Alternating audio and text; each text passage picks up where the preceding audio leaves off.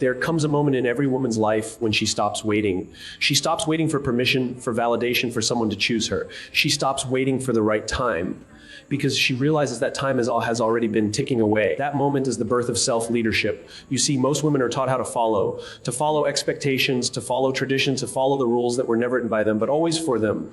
From childhood, we are told to be polite, to be soft, to make sure everyone around us feels comfortable. But no one tells us that comfort, it doesn't belong to you. Self-leadership begins when a woman decides to rewrite the script. It's when she looks in the mirror and realizes she's not a supporting character in someone else's movie. She's the writer, the director, and the lead actress of her own. Let me tell you something powerful. The world doesn't fear strong women. It fears women who lead themselves, because a woman who leads herself cannot be controlled. She's not easily swayed by guilt, not manipulated by flattery, not enslaved by fear.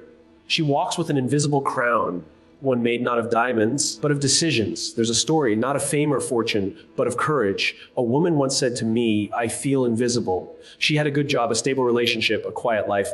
Yet every night she went to bed feeling like she was disappearing piece by piece. Her dreams had been replaced by duties. Her voice had been silenced, a fear of being misunderstood. One day she snapped, not out of anger, but out of awakening. She looked at herself in the mirror and said, "I am done following."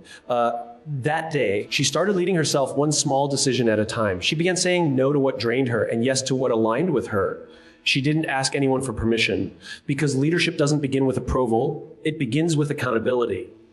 A few months later, her energy changed. She wasn't louder, she was clear, busier, she was intentional. She didn't chase people, she attracted respect. And here's the secret: the moment a woman chooses self-leadership, her woman chooses self, her life stops being an accident, becomes a masterpiece. But let's talk about manipulation, the silent enemy of self-leadership. Manipulation often disguises itself as love, loyalty, or obligation. It says, if you truly cared, you'd do this for me. Don't be selfish. Guilt trips you for choosing yourself. Yet, the truth is simple: you cannot lead anyone, not your children, not your partner, not your team, until you learn to lead yourself. So how do you start? It's not by reading another book or waiting for motivation. It begins with radical self-honesty. Ask yourself, am I living out of fear or out of freedom? Because the difference between followers and leaders lies in one decision. Whether you are reacting or creating, there's a moment in every woman's life when the mirror stops lying. It's quiet, almost sacred. You look at your reflection, not the face you show the world, but the one behind your eyes. And suddenly you realize you've been living someone else's idea of who you're supposed to be. That's the moment truth begins. That's the moment self-leadership is born. Because before you can lead and inspire, guide, or elevate another soul, you must be willing to face the most uncomfortable person you'll ever meet yourself. Most of us are taught to run from our truth.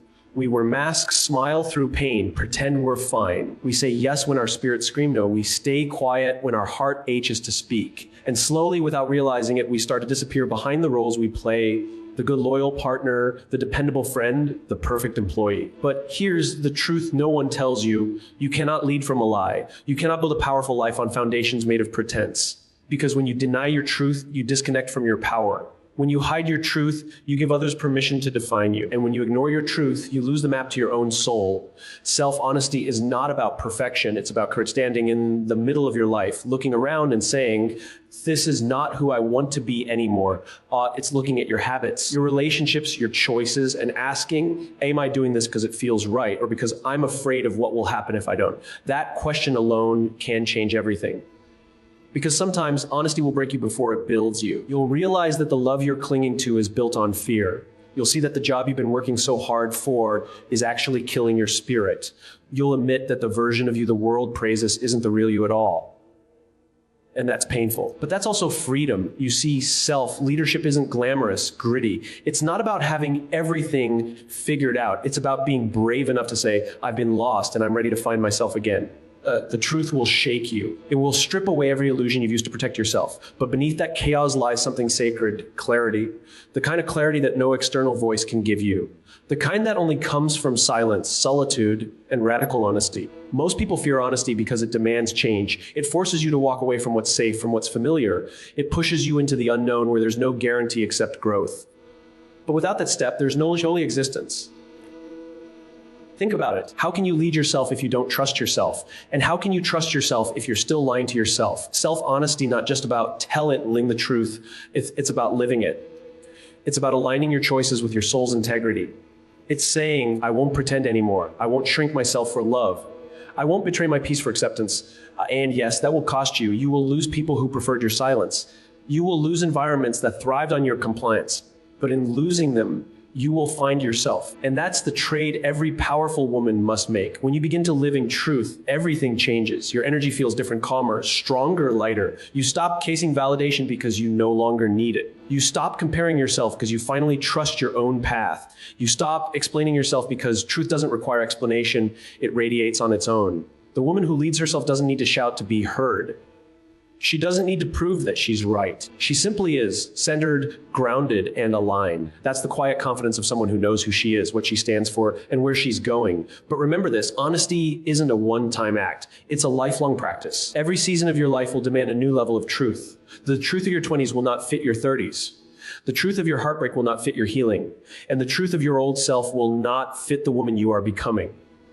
So you must keep returning to yourself. Keep asking the hard questions. Keep peeling away the layers of expectations, conditioning, and fear until what remains is real, raw, but real. Because self-honesty is the soil where self-leadership grows.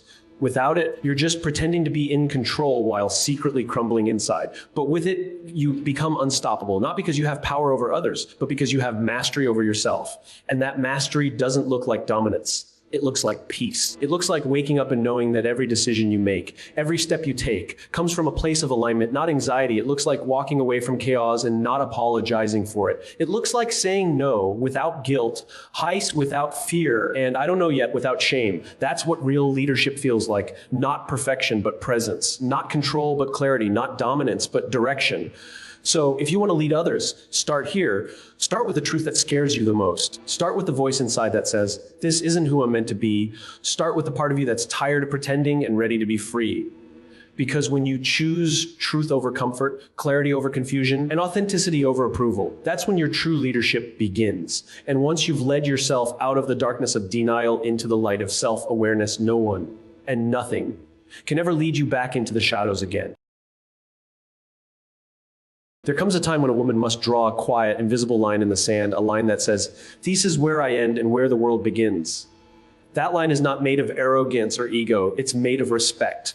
It's called a boundary. Most women learn to survive without them. We're taught to give, to please, to say yes even when our lungs scream for air. We become experts in carrying everyone else's weight. The expectations, the guilt, the need to be liked. We apologize for saying no. We justify our exhaustion as duty. And somewhere in the middle of all that pleasing, we forget how to protect the most sacred territory we own, our energy. Boundaries are not walls, they're bridges to peace. They don't keep people out.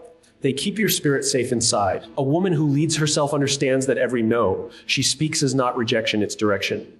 Every limit she sets is not cruelty, it's clarity. You can't build a strong life if you allow everyone to rearrange the furniture inside your soul. But that's what happens when you live without boundaries. Everyone has access, everyone has a key, and before long, you don't recognize the space that was once yours.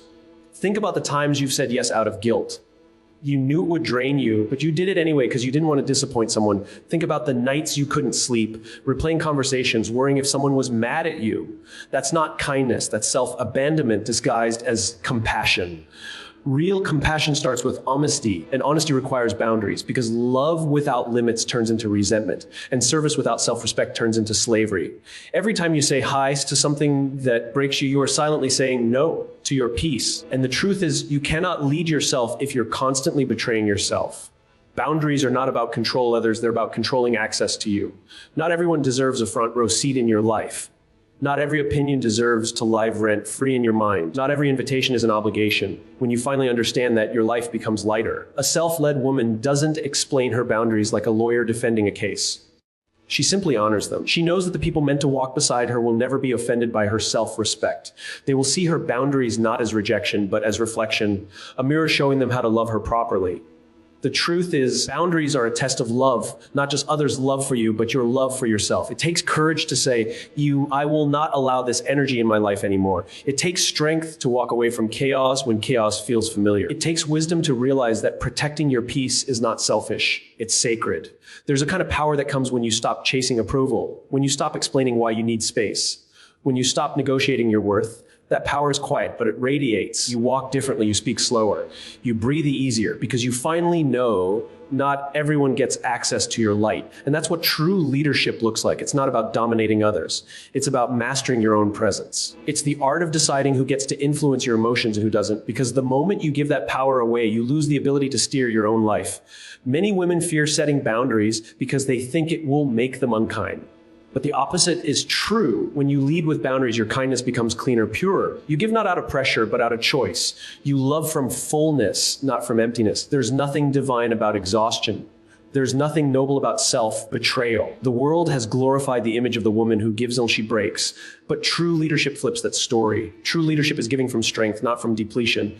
It's saying, I can only pour into others when my own cup is full. So fill your cup. Protect it. Guard it like a sacred river that feeds everything around you. Because when that river dries, no one thrives, not even you. And remember, boundaries are not only about people, they're also about your own habits. The late night scrolling that drains your peace, the overthinking that steals your rest, the constant apologizing for existing, those are places where you need walls too. Self-discipline is the deepest boundary of all. When you begin to build these invisible fences around your time, your mind, and your emotions, something magical happens, your energy shifts. You stop being reactive and start being intentional. You stop existing in survival mode and start living with purpose. People will notice. Some will be uncomfortable with your new strength because your boundaries will expose their entitlement. Others will respect you more, love you deeper, and meet you where you are. But no matter how the world responds, you will feel one thing you haven't felt in a long time. Peace, and peace is power. It's not loud, but it's unstoppable. It's the quiet certainty that you no longer need to prove your worth by overextending yourself. You no longer need to explain your distance. You no longer need to apologize for prioritizing your healing. Because leadership is not just about saying hi yes to your dreams, it's about saying no to your destruction. And every time you protect your energy, you protect your destiny. So the next time someone calls you selfish for choosing yourself, smile gently and remember, boundaries are not barriers. They're bridges to your higher self. They're not a sign of distance, they're a declaration of dignity. And when a woman learns to protect her peace without guilt, she doesn't just change her life, she changes the vibration of every life that touches hers.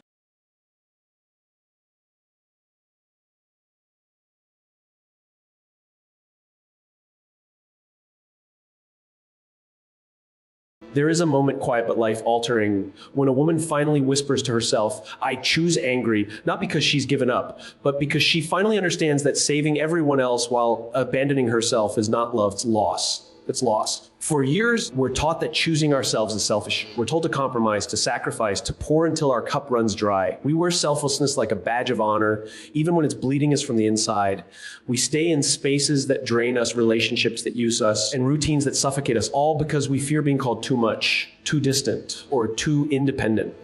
But one day, something shifts. Something inside you quiet, steady, ancient, not ego, begins to rise. It's not rebellion, it's remembrance. You remember that you were not born to live small. You were not created to disappear of someone else's dreams. You were not put on this earth just to please.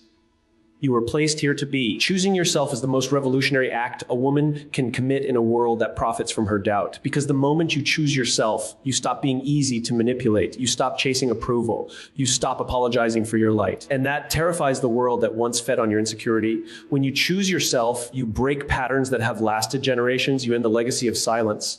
You become the woman your mother wanted to be, the woman your daughter will thank you for becoming. Because every time a woman says, deserve peace, the world becomes a safer place for every woman who comes after her. But choosing yourself isn't always dramatic. Sometimes it's quiet. It's the moment you stop replying to messages that disturb your peace. It's the day you decide not to explain your worth to someone who refuses to see it. It's the night you stop begging for love and start sleeping peacefully alone. It's the simple, sacred decision to no longer be at war with yourself. People might not understand. They might say you've changed, and they'll be right. Because the woman who chooses herself is no longer the woman who settles for half love or half respect. She no longer sacrifices her dreams to keep someone else comfortable. She no longer allows her silence to be mistaken for weakness. When you choose yourself, you begin to walk differently. You move with intention, not desperation. You no longer chase what runs. You no longer cling to what's crumbling. You finally understand that what's meant for you will never require you to shrink. Choosing yourself means letting go of the idea that love must hurt to be real. It means realizing that loneliness is not your enemy. Self-abandonment is. It means understanding that you can love people deeply and still love yourself enough to walk away. And that's where the revolution begins, in the quiet, private decision to honor your own soul above the noise of the world. For years, society has romanticized the self-sacrificing woman, the one who gives, forgives, and forgets herself in the process. But the truth is, the world doesn't change because of the women who disappear. It changes because of the women who return to themselves. When a woman chooses herself, she raises the standard for everyone around her. She teaches others how to treat her by how she treats herself. She shows her friends what self-respect looks like. She teaches her children that love should never come with the price of losing yourself. There's a sacred strength in that choice, a strength that doesn't scream but radiates, a strength that says, I can be kind without being controlled. I can be loving without being lost.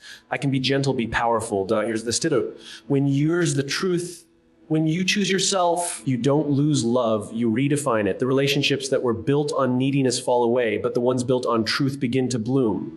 You stop attracting people who feed on your insecurity, and you start attracting those who match your peace. Choosing yourself doesn't mean choosing loneliness, it means choosing alignment. It means standing so deeply rooted in who you are that no storm can uproot you. It means realizing that your life isn't waiting to begin when someone else approves of you. It begins the moment you approve of yourself. It's not easy. Some nights will feel heavy. You'll miss the old patterns because they were familiar. But every time you honor your boundaries, every time you listen to your intuition, every time you say, I deserve better, you are rewriting the story. You're turning pain into power. You're turning endings into beginnings. You're turning silence into strength. And the beautiful thing is, you won't need to convince anyone that you changed. Your peace will speak for you. Your energy will reveal your growth. Your absence from chaos will become your loudest revolution. Because a woman who chooses herself doesn't compete. She creates. She doesn't chase, she attracts. She doesn't prove, she becomes. So when the world tells you that you're selfish for putting yourself first, smile gently. Because they don't understand that you've spent your whole life putting yourself last. They don't understand that self-love isn't vanity, it's sanity. And they don't realize that your revolution is not against anyone, it's for yourself. Choosing yourself is not a rejection of others. It's a reunion with your own soul. It's the moment you stop existing and start living. It's the day you stop waiting to be saved and finally realize you were the one you were waiting for all along. And that realization, that's where freedom begins. There comes a point in every woman's life when she realizes no one is coming to hand her the permission to live freely. No one is coming to validate her worth or to tell her that she's finally enough. Because enough was never something to earn. It was something she already was all along. You have walked through pain that others will never understand. You've carried worlds on your shoulders and still managed to smile through the storm. But now it's time to stop surviving and start leading. It's time to take all the lessons, all the scars, all the tears, and turn them into power. You are not here to play small. You are not here to apologize for your strength, your voice, or your vision. You are here to rise, and when you rise, you give every other woman permission to rise too. So choose yourself, lead yourself. Love yourself so fiercely that no one ever doubts what you deserve. Not even you. Start today, not tomorrow, not someday, today. Draw your boundaries, speak your truth, step into rooms that match your energy, not your insecurity. Walk toward the woman you were meant to become, the one who doesn't beg for peace because she is peace. And when the world tries to make you doubt yourself again, remember this, you were not made to be small, quiet, or hidden. You were made to stand tall, to speak truth, and to lead, not from faith. So go ahead, take back your story. Rewrite it with power. Rebuild it with purpose. Remind the world that a woman who leads herself cannot be stopped, silenced, or shaken. Because she doesn't wait for light, she becomes it. And if you're ready to start that journey today, say it out loud. I choose me. Say it until your heart believes it. Say it until your actions prove it, until your life becomes the living testimony of that truth. Because the world doesn't need more perfect women. It needs more awake ones, more self-led ones, more women like you who decided that her life would no longer be a story of waiting, but of becoming. So go out there, lead yourself with grace, love with courage, love with purpose. And remember, your power begins the moment you decide to use it. Now go, beautiful soul. Your revolution starts here, and it starts with you.